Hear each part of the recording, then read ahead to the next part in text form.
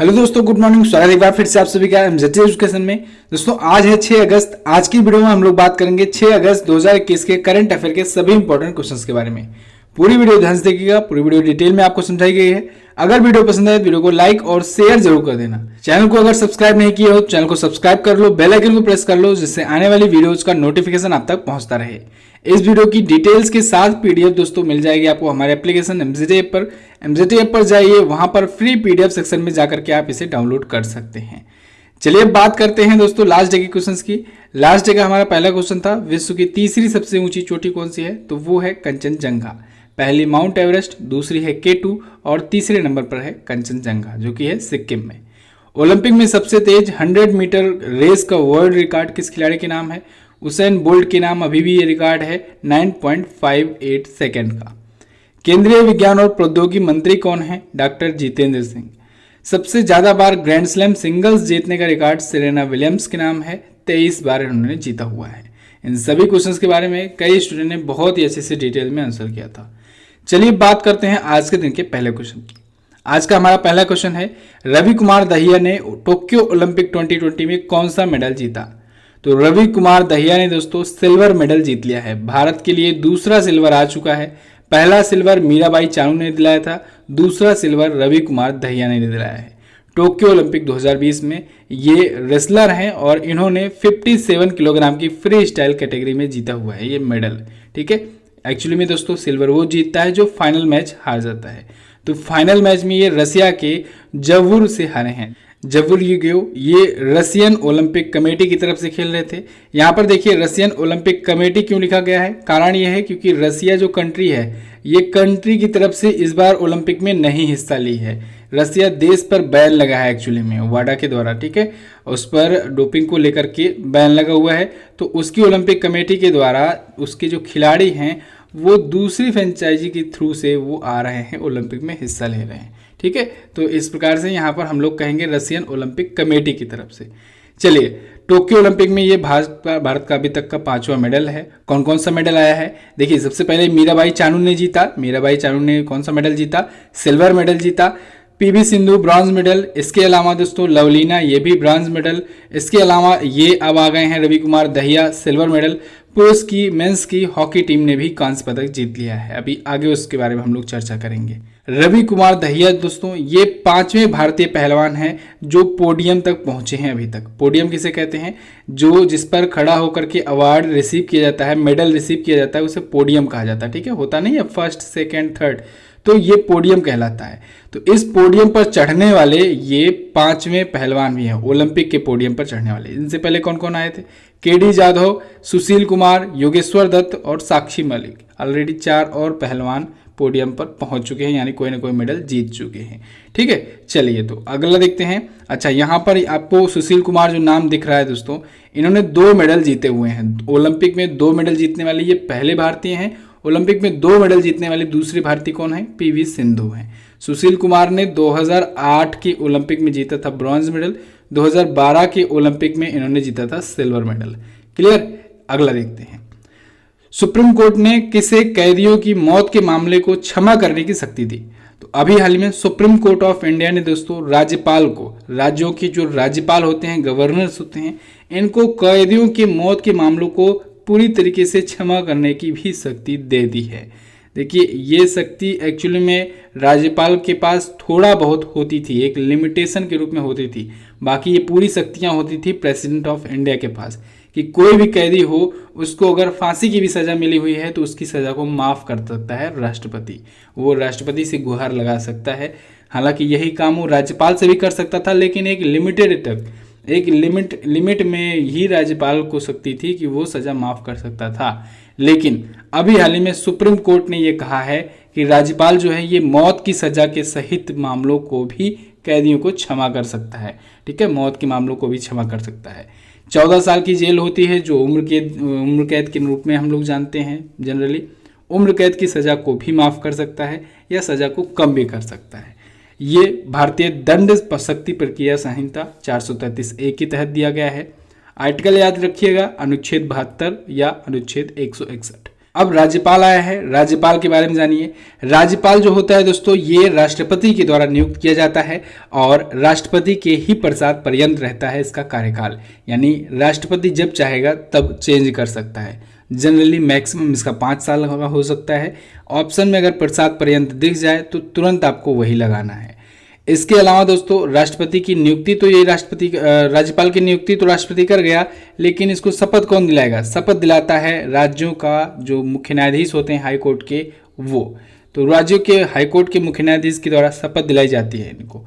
राज्यपाल जो होते हैं दोस्तों, ये इनका काम वैसे ही होता है जैसे केंद्र में राष्ट्रपति का होता है, यानी होते तो ये है सर्वोच्च मुखिया, लेकिन एक प्रकार से ये मुख्यमंत्री के सलाहकार के रूप में काम करते हैं। जैसे राष्ट्रपति जो होता है वो प्रधानमंत्री के सलाहकार के रूप में काम करता है, ऐसे ही राज्यों में राज्यपाल जो होते हैं ये मुख्यमंत्री के सलाहकार के रूप में काम करते हैं। जैसे केंद्र में होता है कि संसद का एक अभिन्न सदस्य होता है राष्ट्रपति, तो बिना राष्ट्रपति की मुहर लगे कोई सा भी बन नहीं सकता है कानून, यानी संसद का एक अभिन्न अंग होता है। ऐसे ही राज्यपाल जो होता है ये विधानमंडल का एक अभिन्न अंग होता है, यानी विधानसभा या विधान परिषद इन दोनों को पास कराने के बाद राज्यपाल की भी मुहर लगनी जरूरी हो जाती है किसी भी कानून को बनाने में। तो आप लोग ये सिमिलर कर करके समझ सकते हैं राष्ट्रपति और राज्यपाल के बारे में बहुत सारी सिमिलरिटीज़ होती हैं, ठीक है। इस प्रकार से आप कंपेयर करके पढ़ेंगे तो बहुत ही अच्छे से आप राज्यपाल के बारे में तैयार कर सकेंगे। ओके, चलिए अगला क्वेश्चन देखते हैं। BRO ने कहां पर दुनिया की सबसे ऊंचाई पर सड़क बनाई? तो अभी हाल ही में बॉर्डर रोड ऑर्गेनाइजेशन ने दोस्तों लद्दाख में बनाई है दुनिया की सबसे ऊंचाई पर सड़क। ये रोड जो है सबसे ऊंचाई पर बनाई गई है, 19,300 फीट की ऊंचाई पर बनाई गई है। कहां पर? पूर्वी लद्दाख क्षेत्र के उमलिंग ला दर्रे पर बनाई गई है। इस रोड की लंबाई है 52 किलोमीटर, 52 किलोमीटर की लंबी ये रोड है और ये दुनिया की सबसे ऊंची मोटर योग्य सड़क है, यानी कि इस पर मोटर वाहन चल सकते हैं। ये दोस्तों आप लोग ऐसे ही समझ सकते हो, जो माउंट एवरेस्ट का जो बेस कैंप है उससे भी ज़्यादा ये ऊंचा है, 19,300 फीट की ऊंचाई पर बनाया गया है। BRO के द्वारा बनाया गया है, बॉर्डर रोड ऑर्गेनाइजेशन के द्वारा। यही दोस्तों जो बॉर्डर एरिया में जो भी रोड वगैरह बनाना होता है भारत को, तो यही संस्था के द्वारा बनवाया जाता है, बॉर्डर रोड ऑर्गेनाइजेशन के द्वारा ही। इसकी स्थापना 1960 में हुई थी, नई दिल्ली में हेडक्वार्टर्ड है और महानिदेशक हैं लेफ्टिनेंट जनरल राजीव चौधरी जी। अगला क्वेश्चन है, भारतीय पुरुष हॉकी टीम ने ओलंपिक में कौन सा मेडल जीता? तो भारतीय पुरुष हॉकी टीम ने दोस्तों ओलंपिक में ब्रॉन्ज मेडल जीता है। 41 ईयर्स के बाद एक बार फिर से भारतीय पुरुष हॉकी टीम ने मेडल जीत लिया है। ये रियली दोस्तों बहुत बड़ी अचीवमेंट है इंडिया के लिए। एक टाइम तो ऐसा था जब इंडिया के टक्कर का दुनिया में कोई टीम ही नहीं थी हॉकी में, लेकिन आगे फिर ऐसा समय आया कि 1980 के बाद इंडिया सेमीफाइनल भी नहीं पहुंच पाया था और अब जाकर के 41 सालों के बाद ब्रॉन्ज मेडल जीत लिया है इंडिया। इसमें बहुत बड़ा कंट्रीब्यूशन दोस्तों ओडिशा सरकार को जाता है। ओडिशा सरकार ने दोस्तों हॉकी की दिशा दशा बिल्कुल चेंज करके रख दी है। ओडिशा सरकार आप सबको पता होगा, करंट अफेयर के क्वेश्चन ये भी है, याद रखिएगा। ओडिशा सरकार जो है ये हॉकी को स्पॉन्सर करती है। ये पहला ऐसा स्टेट बना है जो किसी खेल का स्पॉन्सर बना है, ठीक है। तो ओडिशा सरकार के नेतृत्व में इंडियन हॉकी में बहुत सारे परिवर्तन लाए गए, फंडिंग की गई अच्छे से, उसके बाद अच्छे से कोचेज लाए गए, ट्रेनिंग दी गई और यही नतीजा है आपके सामने कि आज देखिए वीमेंस हॉकी चाहे टीम हो चाहे मेंस हॉकी टीम है, बाकी अन्य खेलों की अपेक्षा इसमें बहुत ज़्यादा सुधार आया है। तो यहाँ पर फिलहाल इंडियन मेंस हॉकी टीम ने जीत लिया है कांस्य पदक, ब्रॉन्ज मेडल। जर्मनी को हरा करके, जर्मनी को 5-4 से हराया है भारतीय पुरुष हॉकी टीम ने। भारतीय पुरुष हॉकी टीम का दोस्तों ये 12वां मेडल था। इससे पहले 11 मेडल ऑलरेडी जीत चुके थे। 8 गोल्ड जीता है इंडियन हॉकी टीम ने, 1 सिल्वर जीता है और 3 बार ब्रॉन्ज मेडल जीते हुए हैं। इससे पहले कौन सा मेडल जीता था रिसेंट में? तो इससे पहले 1980 में वही जीता था भारतीय पुरुष हॉकी टीम, मॉस्को ओलंपिक में गोल्ड मेडल जीता था जब, ठीक है। उसके बाद कोई सा भी मेडल आया नहीं था। भारतीय पुरुष हॉकी टीम के कैप्टन हैं मनप्रीत सिंह जी। इन्हीं को दोस्तों ध्वजवाहक चुना गया था। ये ध्वजवाहक थे ओलंपिक में इंडियन टीम के, ठीक है। ये और मैरी कॉम, ये दोनों ध्वजवाहक थे। क्लियर? टोक्यो ओलंपिक में ये प्रदर्शन है। अगला क्वेश्चन देख लेते हैं। हाल ही में किसको प्रोफेसर CR राव शताब्दी गोल्ड मेडल पुरस्कार देने की घोषणा हुई? तो अभी हाल ही में जगदीश भगवती और C रंगराजन, इन दोनों को दोस्तों प्रोफेसर CR राव शताब्दी गोल्ड मेडल अवार्ड देने की घोषणा हुई है। प्रोफेसर जगदीश भगवती हैं कौन? जगदीश भगवती दोस्तों ये कोलंबिया यूनिवर्सिटी में इकोनॉमिक्स के और लॉ एंड इंटरनेशनल रिलेशंस के प्रोफेसर हैं। सी रंगराजन जो हैं ये प्रधानमंत्री की आर्थिक सलाहकार परिषद यानी इकोनॉमिक एडवाइजरी जो काउंसिल है उसके पूर्व अध्यक्ष रह चुके हैं। साथ ही साथ ये आरबीआई के पूर्व गवर्नर भी रह चुके हैं। तो इन दोनों को सम्मानित किया जाएगा प्रोफेसर CR राव शताब्दी स्वर्ण पुरस्कार से। किसके द्वारा सम्मानित किया जाएगा? द इंडियन इकोनॉमेट्री सोसाइटी के द्वारा इनको सम्मानित किया जाएगा। अच्छा, पुरस्कार सम्मान पर दोस्तों अभी हाल ही में मैंने वीडियो दी है। देखिए शाम को डेली इवनिंग में दोस्तों 7 PM से लेकर के 8 PM तक होती है आपकी लाइव क्लास। ये लाइव क्लास टेस्ट सीरीज होती है, क्विज के माध्यम से हम लोग रिवीजन कर रहे हैं। इसमें हम लोग जनवरी 2021 से लेकर के जुलाई 2021 का बहुत ही अच्छे से डिटेल्स के साथ रिवीजन करते हैं क्विज के थ्रू। आप लोग आते हो इसमें कमेंट करते हो, जो मैं क्वेश्चन पूछता हूँ उसके बाद उसके बारे में मैं डिटेल में बताता हूँ। तो आप लोग जुड़ना मत भूलिएगा 7 बजे डेली इवनिंग में, ठीक है, 7 PM to 8 PM। अभी कल की वीडियो जो थी वो नियुक्तियों पर थी, इससे पहले वीडियो पुरस्कार सम्मान पर ही थी, ठीक है। उन दोनों वीडियोज को भी जाकर के देख लीजिएगा, काफ़ी ज़्यादा बेनिफिशियल होगा। आज भी किसी न किसी एक टॉपिक पर हम लोग चर्चा करेंगे। रोज़ एक ना एक टॉपिक उठाया जाता है और उसके बारे में पूरा डिटेल में समझा जाता है। चलिए अगला क्वेश्चन देखते हैं। किस राज्य ने भारत का पहला भूकंप चेतावनी ऐप लॉन्च किया? तो दोस्तों अभी हाल ही में उत्तराखंड ने भारत का पहला भूकंप चेतावनी ऐप लॉन्च किया है। नाम क्या है इसका? उत्तराखंड भूकंप अलर्ट। ये दोस्तों अपनी तरीके का एक पहला मोबाइल एप्लीकेशन है जो भूकंप के बारे में पहले से जानकारी देगा, पूर्व चेतावनी देगा, ठीक है। इसको अभी हाल ही में लॉन्च किया है उत्तराखंड के जो नए CM बने हैं पुष्कर सिंह धामी जी, इन्होंने। पुष्कर सिंह धामी दोस्तों आपको याद होगा बीजेपी पार्टी से ये अभी हाल ही में नए CM के पद की शपथ लिए हुए हैं। इनसे पहले कौन थे? इनसे पहले दोस्तों थे तीरथ सिंह रावत, और तीरथ सिंह रावत से पहले कौन थे? त्रिवेंद्र सिंह रावत, ठीक है। तो इस ऐप को दोस्तों अभी हाल ही में Uttarakhand state disaster management authority के द्वारा IIT रुड़की के सहयोग से बनाया गया है। इसका यूज होगा लोगों को भूकंप के बारे में पहले से ही सूचित करना या अलर्ट करना। अच्छा, भूकंप से रिलेटेड जो ग्राफ होता है जिस पर पैमाने पर बनाए जाते हैं या कहें कि एक पूर्व सूचना का अनुमान लगाया जाता है उसे कहा जाता है सिस्मोग्राफी, ठीक है, उस प्रक्रिया को, और उस ग्राफ को कहते हैं सिस्मोग्राफ। भूकंप को दोस्तों जो जिस स्केल पर मापा जाता है उसे रिएक्टर स्केल कहते हैं। और मैंने आपको बताया था भूकंप जो है जहां से उठता है, जो केंद्र बिंदु होता है उसे फोकस कहते हैं, और जहां पर सबसे पहले दिखाई देता है उसे अधिकेंद्र कहते हैं या एपिसेंटर कहते हैं, ठीक है। तो फोकस और एपिसेंटर को याद रखिएगा। एपिसेंटर जो होता है वो सतह को कहते हैं, जहां पर सबसे पहले इफेक्ट दिखाई दे वो एपिसेंटर, और भूकंप के अध्ययन को सिस्मोलॉजी कहते हैं। चलिए उत्तराखंड आया है। उत्तराखंड कहाँ पर है? देखिए मैप में उत्तर प्रदेश से ही अलग हुआ था उत्तराखंड, ये रहा उत्तराखंड। 9 नवंबर सन 2000 को दोस्तों 27वें भारतीय राज्य के रूप में अलग हुआ था उत्तराखंड उत्तर प्रदेश से ही। उत्तराखंड की राजधानी होती है दोस्तों 2, एक तो है देहरादून, दूसरी है गैरसैंण। देहरादून जो है ये विंटर कैपिटल है और गैरसैंण जो है ये समर कैपिटल है, यानी ग्रीष्मकालीन राजधानी है। उत्तराखंड के CM हैं पुष्कर सिंह धामी, बेबी रानी मौर्य जी यहाँ की गवर्नर हैं, और मुख्य न्यायाधीश हैं राघवेंद्र सिंह चौहान। जिलों की संख्या है 13, विधानसभा की सीटें हैं यहाँ पर 70, लोकसभा में 5 और राज्यसभा में 3 सीटें जाती हैं उत्तराखंड से। उत्तराखंड में दोस्तों जिम कॉर्बेट नेशनल पार्क है जो कि भारत का सबसे पुराना नेशनल पार्क है। अगला क्वेश्चन देखते हैं। स्वतंत्रता दिवस पर किसे विशेष अतिथि के रूप में आमंत्रित किया गया? दोस्तों अभी हाल में प्रधानमंत्री नरेंद्र मोदी जी ने स्वतंत्रता दिवस यानी 15 अगस्त के दिन विशेष अतिथि के रूप में भारतीय ओलंपिक टीम को इनवाइट किया है। भारत की जो भी ओलंपिक टीम है जो गई है ओलंपिक में हिस्सा लेने, इन सब को इनवाइट किया गया है विशेष अतिथि के रूप में 15 अगस्त के स्वतंत्रता दिवस पर समारोह में। ओके, तो प्रधानमंत्री नरेंद्र मोदी जी ने इसके लिए सभी खिलाड़ियों को इनवाइट किया है। 120 एथलीट सहित 228 भारतीय दल ने हिस्सा लिया इस बार ओलंपिक में।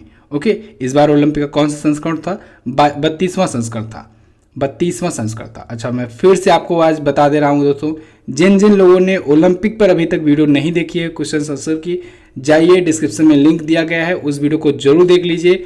अभी तक ओलंपिक से रिलेटेड जो भी क्वेश्चंस आए हैं उसमें बताया गया है ओलंपिक स्टार्ट होने से पहले। अब जैसे ही ओलंपिक एंड हो जाएगा तो एक फिर मैं वीडियो लाऊंगा जिसमें ओलंपिक में क्या क्या हुआ, बड़ी बड़ी घटनाएं क्या हुई, उसको आपको बताया जाएगा उस एक वीडियो में।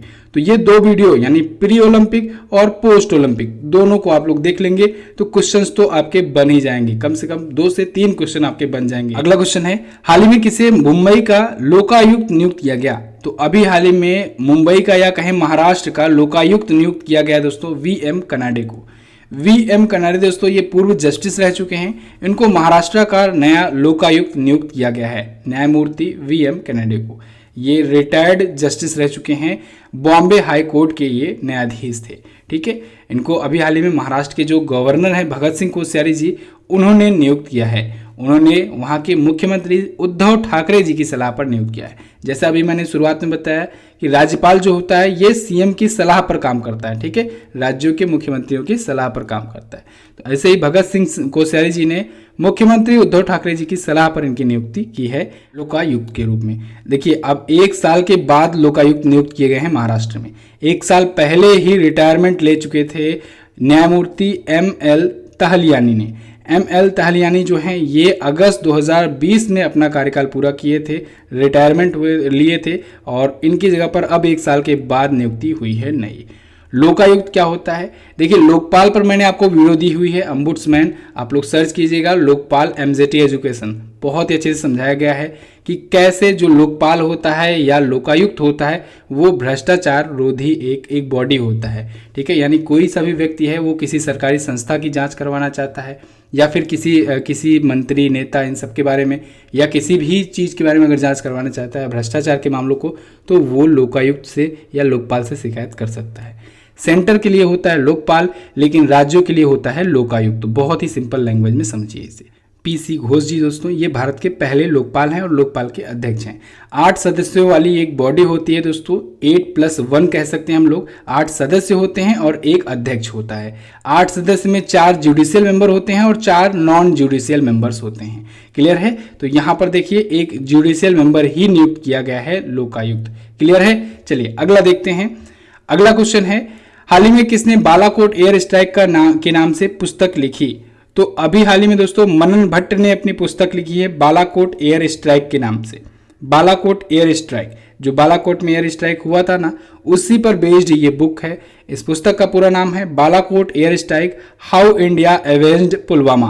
पुलवामा अटैक का कैसे इंडिया ने बदला लिया है, इन सब के बारे में पूरा डिटेल में इन्होंने लिखा है। मनन भट्ट जी ने गरुड़ प्रकाशन के द्वारा ये बुक पब्लिश की गई है। अच्छा दोस्तों, आगे बढ़ने से पहले आपको बताना चाहूँगा, अगर आप यूपी लेवल के किसी भी एग्जाम की तैयारी कर रहे हो, UP GK plus current affair की ये ई बुक आपके लिए बहुत ही यूजफुल हो सकती है। बहुत सारे बच्चों को ये पसंद आ रही है। इसमें कंप्यूटर की प्रश्नोत्तरी भी आपको फ्री मिल रही है, साथ ही साथ 1 साल 7 महीने की current affair UP special current affair भी मिल रहा है आपको।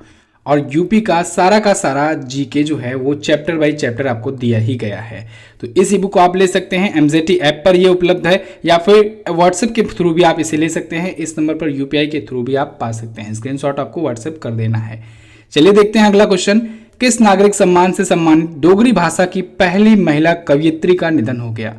तो अभी हाल ही में दोस्तों पद्मश्री से सम्मानित डोगरी भाषा की पहली महिला कवयित्री का निधन हो गया है, जिनका नाम है पद्मा सचदेव।